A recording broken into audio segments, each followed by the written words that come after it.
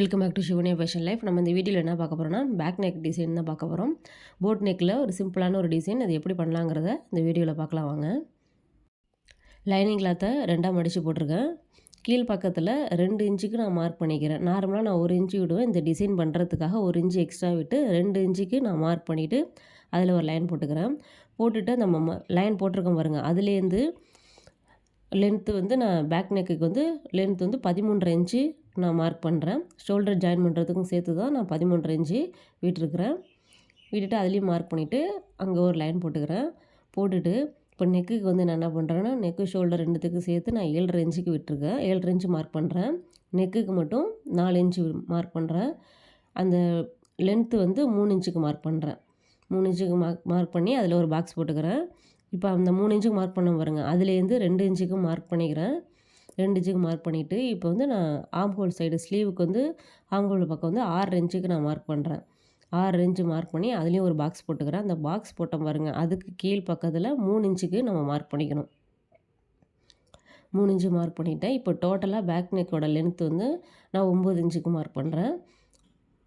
உங்களுக்கு எந்த அளவுக்கு வேணுமோ அந்தளவுக்கு நீங்கள் மார்க் பண்ணிக்கோங்க. நான் 9 இன்ச்சுக்கு மார்க் பண்ணியிருக்கிறேன். இப்போ நம்ம 2 இன்ச்சுக்கும் இந்த 3 இன்ச்சும் மார்க் பண்ண பாருங்கள், அதில் கிராஸாக ஒரு லைன் போட்டுக்கிறேன். கிராஸாக லைன் போட்டுட்டு நம்ம 9 இன்ச்சுக்கு மார்க் பண்ணதில் அந்த லைனில் வர மாதிரி ஒரு பாக்ஸ் போட்டுக்கிறேன்.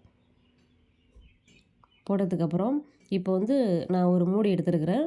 அந்த மூடியில் தான் அது 2 இன்ச் அளவுக்கு இருக்குது. அதில் தான் வந்து நான் இப்போ அந்த லைன் போட்டிருக்கேன் பாருங்கள், அதில் வந்து ஆஃப் சர்க்கிள் மார்க் பண்ண போகிறேன். அப்படியே அந்த லைன்லேயே கரெக்டாக வர மாதிரி கரெக்டாக வச்சுட்டு ஃபஸ்ட்டு நம்ம எந்த அளவுக்கு ஆஃப் சர்க்கிள் பண்ணியிருக்கோமோ அதே போல் அந்த லைன் ஃபுல்லும் வர மாதிரி நம்ம அப்படியே சர்க்கிள் பண்ணிகிட்டே போகணும்.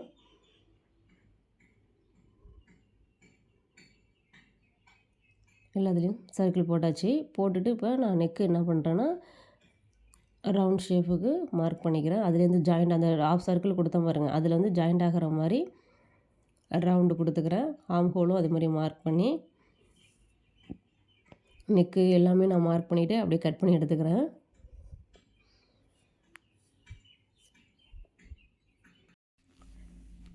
சர்க்கிள் கட் பண்ணும்போது கொஞ்சம் கேர்ஃபுல்லாக பொறுமையாக கட் பண்ணணும். எக்ஸ்ட்ரா எதுவும் கட் பண்ணிடாமல் அந்த ரவுண்டுலேயே கரெக்டாக சிசரை வச்சு பொறுமையாக திருப்பி கட் பண்ணி எடுத்துக்கணும். நான் கட் பண்ணி எடுத்துட்டேன். நெக்கும் அது போல் கட் பண்ணி எடுத்தாச்சு.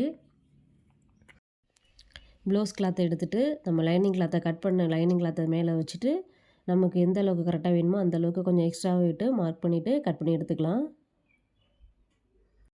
இந்த ஆஃப் சர்க்கிள் வந்து டாப் சைடில் தான் நம்ம பண்ண போகிறோம், பாட்டம் சைடு தேவையில்லை. அதனால் அதில் ஒரு கரெக்டாக ஒரு லைன் போட்டுட்டு அந்த எக்ஸ்ட்ரா பீஸை கட் பண்ணி எடுத்துக்கலாம். எடுத்துகிட்டு இப்போ ப்ளவுஸ் கிளாத்து கீழே வச்சுட்டு லைனிங் கிளாத்தை அதுக்கு மேலே வச்சுட்டு ஃபஸ்ட்டு நெக்கை தைச்சிக்கணும். அந்த ரவுண்ட் ஷேப்புக்கு நான் தைச்சிட்டு பேலன்ஸ் கிளாத்லாம் கட் பண்ணிவிட்டு அதை திருப்புறத்துக்காக அங்கே கட் பண்ணிக்கிறோம். கட் பண்ணிவிட்டு அந்த லைனிங் கிளாத் மேலேயும் ஸ்டிஃபாக நிற்கிறதுக்காக அந்த லைனிங் கிளாத் மேலே ஒரு தையல் போட்டுட்டு திரும்ப அந்த ப்ளவுஸ் கிளாத் மேலேயும் ஒரு தையல் போட்டுக்கணும். நெக்கை முடிச்சுட்டு லைனிங் கிளாத்தையும் ப்ளவுஸ் கிளாத்தையும் சைட்லலாம் ஒரு தையல் போட்டுட்டு எக்ஸ்ட்ரா கிளாத்தெல்லாம் கட் பண்ணி எடுத்துடணும். கட் பண்ணி எடுத்தாச்சு. இப்போ நம்ம பாட்டம் சைடு முடித்தாச்சு. இப்போ டாப் சைடில் தான் நம்ம பண்ணணும். அதுக்கு ப்ளவுஸ் கிளாத்தை கீழே வச்சுட்டு அதுக்கு மேலே லைனிங் கிளாத்தையும் வச்சுட்டு அதுக்கு மேலே பேப்பர் கேன்வாஸையும் வச்சுக்கணும். வச்சுட்டு நம்ம அந்த சர்க்கிள் கட் பண்ணியிருக்கோம் பாருங்கள், அதுலேயே கரெக்டாக அந்த ரவுண்ட் ஷேப்புக்கு பொறுமையாக நிறுத்தி தைச்சிக்கிட்டே வரணும். அந்த எட்ஜி வரும்போது நிறுத்திட்டு கிளாத்தை திருப்பிட்டு திரும்ப தைக்கணும். இதே போல் அந்த சர்க்கிள் ஃபுல்லுமே பொறுமையாக நிறுத்தி தைச்சிக்கிட்டே வரணும். கிளாத் எங்கேயும் சுருங்காமல் அப்பப்போ கொஞ்சம் இழுத்து விட்டுட்டு பொறுமையாக அது எல்லாத்தையும் தைச்சி எடுத்துக்கணும். தைச்சாச்சு. இப்போ அடுத்தது கீழ் பக்கம் வந்து நம்ம அந்த ரவுண்டுக்கு மட்டும் கரெக்டாக கொஞ்சோண்டு கிளாத்தை விட்டுட்டு எக்ஸ்ட்ரா கிளாத்தெல்லாம் கட் பண்ணி எடுத்துக்கணும். அந்த தையல் போட்டிருக்கோம் பாருங்கள், அந்த தையல்கிட்ட போய் கட் பண்ணாமல் கொஞ்சம் கிளாத்தை விட்டுட்டு கட் பண்ணி எக்ஸ்ட்ரா பீஸெல்லாம் கட் பண்ணி எடுத்துக்கிட்டு அங்கங்கே அர்க்காத் போட்டுக்கிறோம். கட் பண்ணிக்கிறோம். கொஞ்சமாக கட் பண்ணிக்கிட்டால் நம்ம திருப்பும்போது அந்த சுருக்கம் எதுவும் இல்லாமல் அந்த ரவுண்ட் ஷேப் அழகாக வரும். அதுக்காக நம்ம கட் பண்ணிக்கிறோம். நான் வந்து இப்போ நெக்கு வந்து இப்போ தான் தைக்கிறேன். ஃபஸ்ட்டு நம்ம ரவுண்டு தைக்கிறோம் பாருங்கள் அந்த சர்க்கிள், அப்பயும் நெக்கையும் தைச்சிட்டு அப்படியே அதோட கண்டினியூவாக அந்த சர்க்கிளையும் தைச்சிட்டு போகணும். நான் அப்போ தைக்கல, நான் இப்போ தைச்சிக்கிறேன். நீங்கள் தைக்கும்போது நெக்கை தைச்சிட்டு அப்படியே கண்டினியூவாக தைச்சிக்கணும். இப்போ அப்படியே திருப்பிக்கிறேன். திருப்பிட்டு அந்த பேப்பர் கேன்வாஸ் வந்து உள்பக்கமாக போயிடும். லைனிங் கிளாத்து பேக் சைடும் ஃப்ரண்ட் சைடு ப்ளவுஸ் கிளாத் வந்துடும். இதே போல் நான் 2 சைடுமே நான் தச்சு எடுத்துட்டேன்.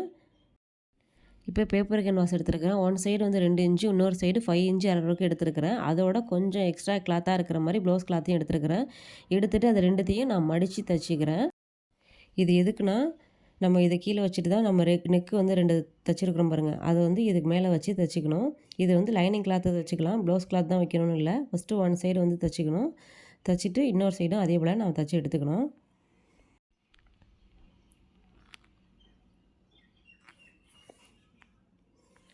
ரெண்டு சைடும் தைச்சி எடுத்தாச்சு. இப்போ பாட்டம் சைடு நம்ம ஆல்ரெடி தைச்சி வச்சுருக்குறோம்.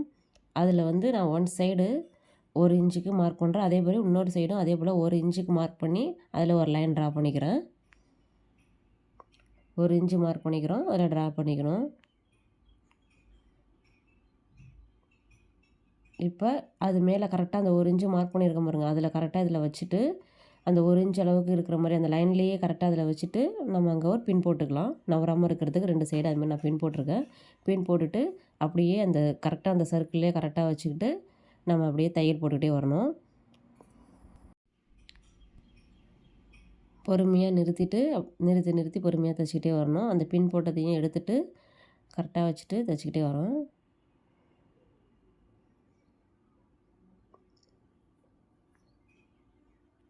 ரெண்டு சைடுமே நான் தைச்சிட்டு காட்டுறேன்.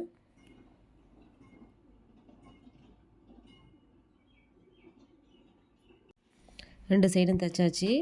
இப்போ கீழ் பக்கத்தில் டாட் பிடிச்சிக்கலாம். 2 பக்கமும் நான் டாட்டும் பிடிச்சிக்கிறேன்.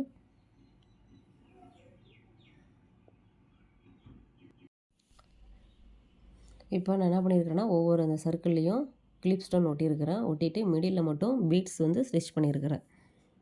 பைப்பிங் கொடுக்குறதுனாலும் ஃபுல்லும் அந்த இதில் கொடுத்துக்கலாம். நான் எதுவும் கொடுக்கல. உங்களுக்கும் இந்த டிசைன் பிடிச்சிருந்தா மறக்காமல் லைக் பண்ணுங்கள், சப்ஸ்கிரைப் பண்ணுங்கள். தேங்க்யூ.